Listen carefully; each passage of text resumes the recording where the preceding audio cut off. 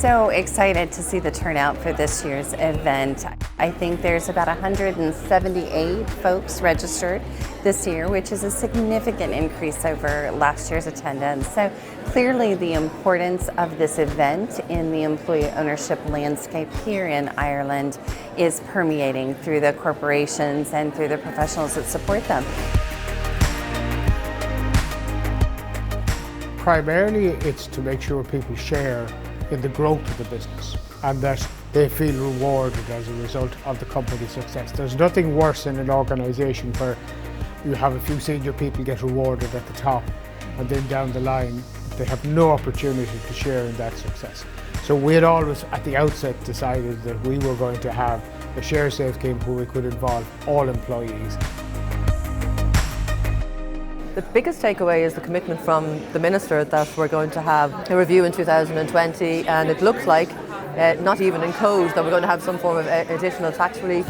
I thought the case studies from the two companies was excellent, because it would show to us all in reality how this works, is the engagement of the employees, and actually they're making money out of it, which at the end of the day is important from the individual's perspective. Employee share ownership and that ethos of investing in Diageo and taking part in the savings plans is something that actually our employees encourage amongst themselves, as well as the company encouraging it. So it's something that we do feel really passionately about, and we're really happy to see the return as well when the share price performance delivers well for our employees. Employee ownership has worked for a long time satisfactorily, if not well, in the public company sector, the stock market sector.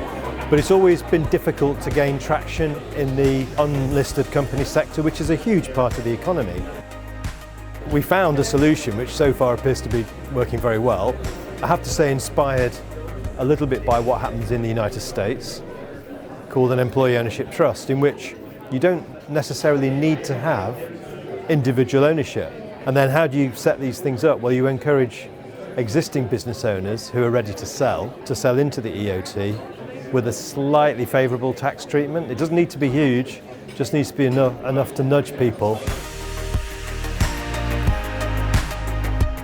Very positive news from the Minister today in relation to the fact that government are fully behind employee share ownership in this country now, and that we have a commitment and buy-in from government in relation to improving employee share ownership plans across the board, not just for public companies but also for the private companies operating in Ireland.